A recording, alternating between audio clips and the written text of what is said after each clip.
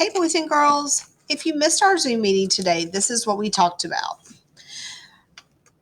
One of the most important skills in our readers' toolkits is the ability to make inferences. Inferences are conclusions that readers make using their schema or their background knowledge and evidence from the text. One aspect of fiction that readers must infer is a theme of the story. Writers of fiction often impart an important idea or lesson in their story known as the theme. We readers can infer that theme by combining our schema with clues from the text. At the end of the text, we will often wonder, what did the writer mean when they wrote this story? We ask ourselves questions and think as readers. So on our screen, these are some things that we might do while we're trying to make inferences. We think about what the author tells us. We think about our own experiences, our own life. And then we will use what we know and what the author tells us, and then we'll put it all together in one conclusion. And that is making an inference. I think about it like a bag of puzzle pieces with no box. So we've just got this bag of colorful pieces, and we might be able to tell a few things about what the picture, is trying to show as a whole, but we wouldn't be able to see the whole picture until we put the whole puzzle together. So we have to take what we know from our background of what pictures in the pieces might make. If it's a lot of blue, it might be a sky. If it's a lot of green, it might be some grass, or it might be maybe some colors from a familiar character. And so, but when we have the whole puzzle put together, we can see what the puzzle was meant to show. And so that would be like drawing our conclusion when the whole puzzle is finished. So one thing that our introduction says is that we're trying to infer a theme. Sometimes, like fables will usually say the theme straight out. But a folk tale or a fairy tale, we're usually inferring that meaning.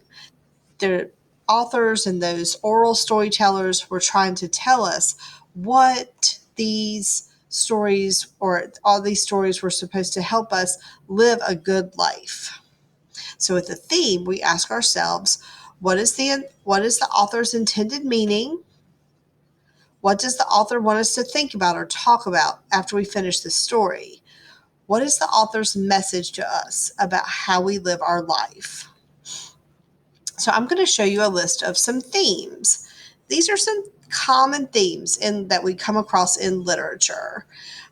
Themes are universal. They don't have specific details to the story, but these are lessons that we should apply to our own life, how we should live as human beings in the world. And so a common one would be believe in yourself, accept others' differences. I think that's a good one for wonder. Good versus evil. That one might be a good one for like the Star Wars movies or some of our stories about where the good has to triumph over the evil. A lot of our fairy tales are like that. Self-discovery. So accomplishing something you didn't think you could do. Acceptance. Coming to terms with something in your life that you're struggling with or something that the character was going through and accepting that loss or accepting that challenge and overcoming it. Cooperation would be a good theme, like teamwork. Compassion, being a caring person, seeing that hurt animal or that hurt person and doing something to help them. That would be a good theme for literature. Courage, just being brave. Friendship, that would be another good one for Augie, for wonder, and that the friendship that they created and how friendships worked with different groups and over time how friendships work. And then honesty, a story where you have to take responsibility for something that happened and the consequences or the rewards of being honest. Okay, so when we're thinking about the two books that we read the Korean Cinderella and we read the Rough Faced Girl. And when we're trying to infer that theme, we might imagine that good versus evil. The rough faced girl and the Korean Cinderella were good at heart. They were kind. They did they did the chores despite not being treated very nicely by their family members. In the rough faced girl, she faces her hardships and she keeps going and she never gives up. When I think about that part where the villagers were teasing her and telling her to go home, you're ugly, nobody will want you. She goes on. She's not really assisted by anyone on her journey. She simply relies on her true heart. And we talked about this, that her true beauty was internal, which leads her to her true love, and then that transforms her outer beauty. And we talked about as a theme Tuesday about how it was more important to be beautiful on the inside rather than on the outside. And so in the Korean Cinderella, Pear Blossom is beautiful and kind. Her beauty creates hardships for her at home, but her heart prevails. She does what her stepmother asks, and she follows all these impossible tasks. Now, she is assisted by magic, those tagabis. And that is how she ends up finding her true love and her happiness. And if we think about how these books are the same, both of our heroines are kind hearted women who are faced with rough experiences at home, but their hearts give them strength and their inner beauty leads them to find their true love and happiness. I was going to share one more part from the Rough Faced Girl just to conclude our lesson. This is the author's note in the beginning of the book. And I'm going to paraphrase because it's a little confusing to understand, but I like his message about theme and why these stories were written.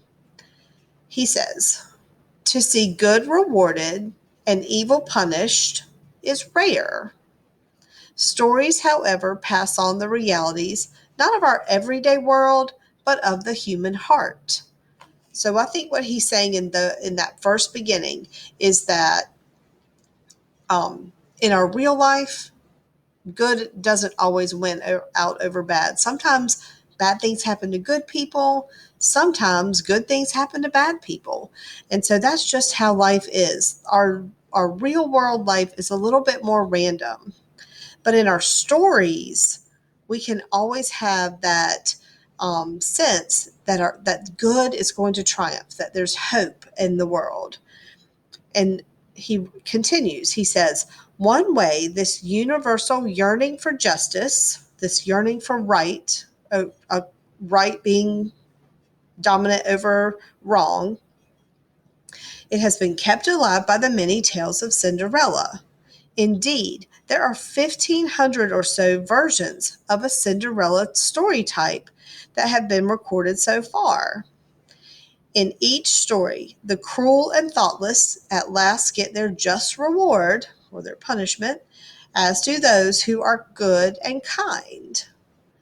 And so, one thing I wanted to say is that both of these stories came from very different cultures that are far away from each other, but they had so many things in common. And so, when we're making those inferences about these stories, we want to think about how they're the same and how they're different. And we want to also think about that message that the storytellers were trying to provide to the people listening to their story, or the themes that we are going to come across in our daily reading. All right. I hope you enjoyed this lesson. Please try to make sure you're coming to your Zooms so that you get the whole lesson and you get the added benefit of discussing some of the parts of the story with your other friends in your class. We'll see you later. Bye-bye.